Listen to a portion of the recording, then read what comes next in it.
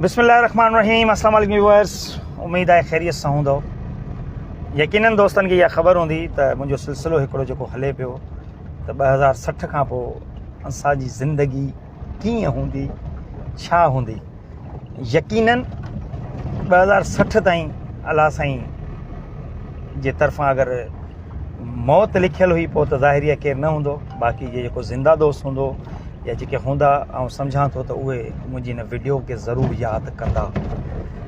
उन सां गॾु मूं तव्हांखे ॿुधायो त हीअ मुंहिंजी जेका वीडियो आहे इहा उन प्रोग्रामनि ते मुश्तमिल आहे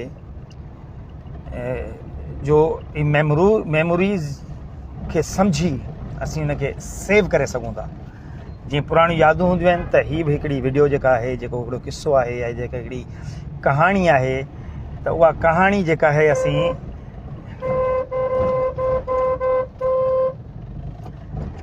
दोस्त हिकिड़ो असांजो नुमान साहब मिलियो आहे त हुनखे ॾिसूं था त छा थो करे। ओ गंजे, तू दे खबर, तू सुना।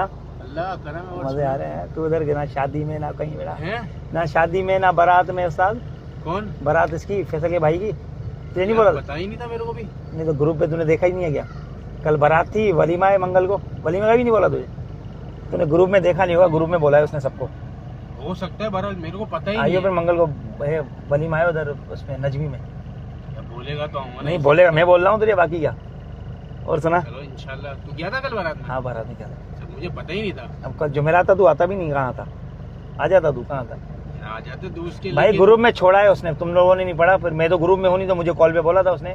बाकी सबको ग्रुप में बोला उसने। जानिए, हो सकता है मैंने नहीं देखा हो। चल चल फिर आ रहा नजमी में इंशाल्लाह। चल और खैर है। असांजो दोस्त हिकिड़ो प्यारो नुमान मेमण साहब सो, उहो मिड़ी क्लास मार्केट में बीठो त मिड़ी सलाम दुआ करण लाइ तव्हांजो ई खे डिस्टर्ब कयोसीं ऐं वीडियो में ख़लल बची वियो। बहरहाल 2060 खां पोइ जी ॻाल्हि पहली मक़सदु इहो आहे त कल्ह किस्तवार इहो सिलसिलो हलायां पियो। अॼु टीं किस्त आहे उन प्रोग्राम जी। सो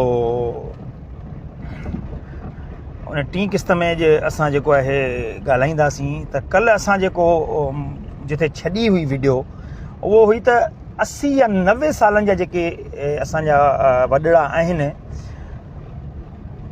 उन्हनि खे बालक पिण जवानीअ दौर में छा ॾिठो हो। असांजे हिन समाज में बि कुझु अहिड़ा फ़र्द बि ज़िंदा आहिनि जिन खूहनि मां पाणी भरियो। हाणे त खूहनि जो दौर ई वियो आहे।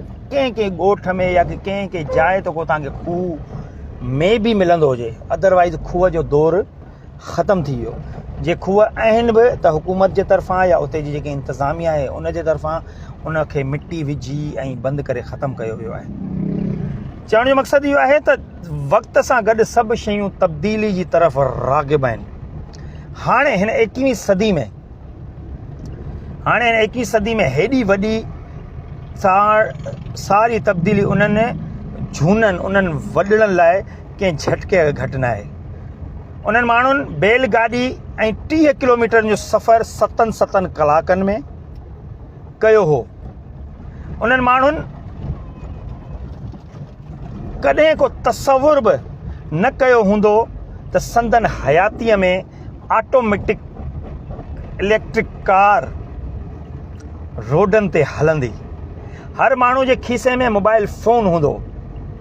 अॼु वाकई तव्हां कंहिंखे बि ॾिसो, ॿार ॾिसो, नंढो ॾिसो, वॾो ॾिसो, गॾे गाॾी वारो ॾिसो, लैंड क्रूज़र वारो ॾिसो, इवन को बि माण्हू ॾिसो, तव्हां उन जे हथ में अॼुकल्ह जे दौर में एंड्रॉइड ज़रूरु ॾिसंदो। काफ़ी वॾा ज़ाहिर पंहिंजी हैसियत सारो आईफोन बि रखनि था, हैसियत सारो वन प्लस बि रखनि था, हैसियत सारो के वरी कुझु असीं सम्झूं था त अगरि 100% मां असीं अगरि 95% अगरि एंड्रॉइड वारा ॾिसूं था त 5% अहिड़ा बि दोस्त आहिनि जिन वटि सिर्फ़ु पेड वारो मोबाइल हूंदो, कीपैड मोबाइल हूंदो। चवण जो मक़सदु इहो आहे त वक़्तु तब्दीली ईअं थो आणे जो माना ख़बर इंसान खे पवे ई नथी। अमेरिका एलन टॉफनर जी ॻाल्हि इहा कल्ह पंहिंजी ख़्याल थी वई हुई न, वेठि अची वियासीं।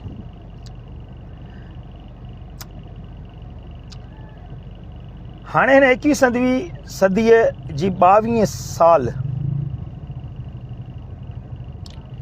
अॼुकल्ह हिकिड़ी ख़बर गर्दिश करे रही आहे त चीन पंहिंजो मसनूई सिज ठाहे वरितो आहे। उहो सिज जहिड़ो एजेक्ट दरअसल न्यूक्लियर फ्यूज़न रिएक्टर आहे। इंसान जो तयारु कयल हीउ हथरातू सिज गर्मी में 7 करोड़ डिग्री सेल्सियस आहे, जेको क़ुदरती सिज जो टेम्परेचर खां 5 भेरा वधीक आहे। हाणे हिन 21 सदी जी 22 साल में अॼु जो इंसान मसनूई ज़हानत ज़रिए कहिड़ी साइंसी तरक़ी कई आहे, उहे ख़बरूं पाकिस्तान बांग्लादेश जहिड़नि मुल्कनि जी ख़ल्क़ खे बि अञा ख़बर न आहे। माना असीं अञा बि ॾिठो वञे त हिन जदीद दौर में बि काफ़ी पोयां आहियूं। असां सां गॾु बांग्लादेश बि आहे, उहो बि पोयां, असीं बि पोयां। मक़सदु इहो त मुल्क जे अॼु दुनिया में ड्राइवर जे बग़ैर इलेक्ट्रिक कार रोड ते हलणु शुरू करे छॾियो आहे। इंसान जे जिस्म जे तक़रीबन समूरनि उज़वनि जी ट्रांसप्लांटेशन थी रही आहे। हाणे त जेको आहे दिलि मां कमु वठण लाइ उनखे इंसान जे दिलि में बि हणूं पिया। मक़सदु इहो त नासा चवण जो मक़सदु इहो त एतिरो मतिलबु इंसान तरक़ी बि करे रहियो आहे, अॻियां बि वधी रहियो आहे, सोशल मीडिया जो दौर। बहरहाल असां ॻाल्हि कई पई त एलन मस्क नाले कंपनी आहे जेका मरीख़ ते हिजरत करण जो सोचे रही आहे। रोबोटिक्स शोबे एतिरी तरक़ी कई आहे जो अॼु दुनिया में अहिड़ा केतिरा ई मुल्क आहिनि जिते रोबोटनि खां कमु बि कराए पियो वञे। रोबोट एज़ अ वेटर आहिनि, रोबोट एज़ अ छा चवंदा आहिनि शेफ आहिनि, रोबोट एज़ अ कंप्यूटर ते वेठल आहिनि ऐं बिलिंग बि कनि पिया। माना रोबोटिक्स शोबो एॾो तरक़ी करे रहियो आहे। इंसान जी हसास सर्जरी रोबोट कनि था। अमेज़ॉन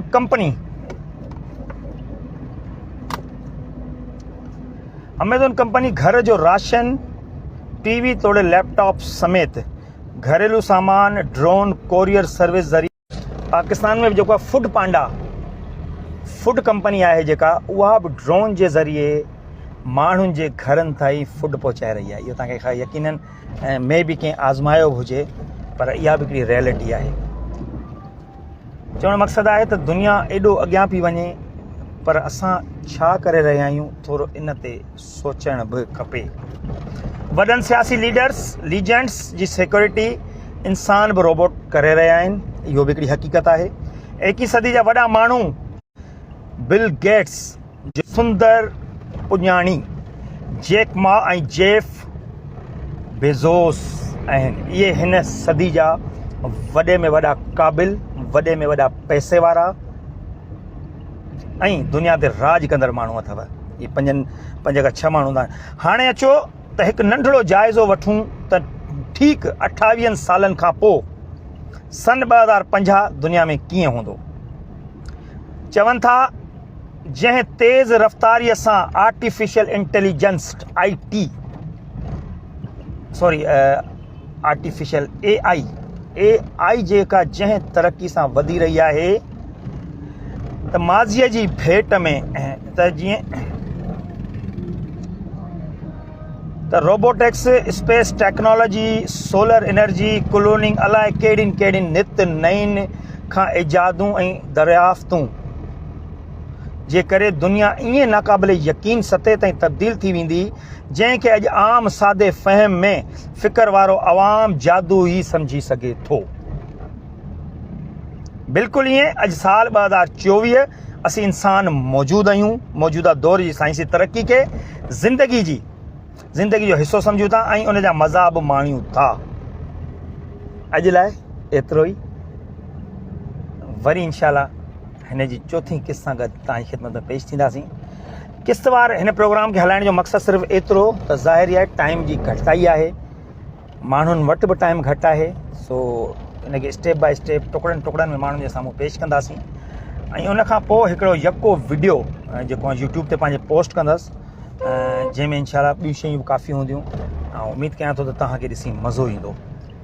इन उमेद सां ख़ुदाफ़िज़ चवां थो त मुंहिंजे प्रोग्राम खे शेयर ज़रूरु कंदो, मुंहिंजे यूट्यूब चैनल खे सब्सक्राइब ज़रूरु कंदो। इन खां अलावा कमेंट्स में कुझु सवाल हुजे त छॾे सघो था ऐं जवाबु कोशिशि कंदुसि त उन सवाल जो तव्हांखे कमेंट्स जे ज़रिए ॾियां।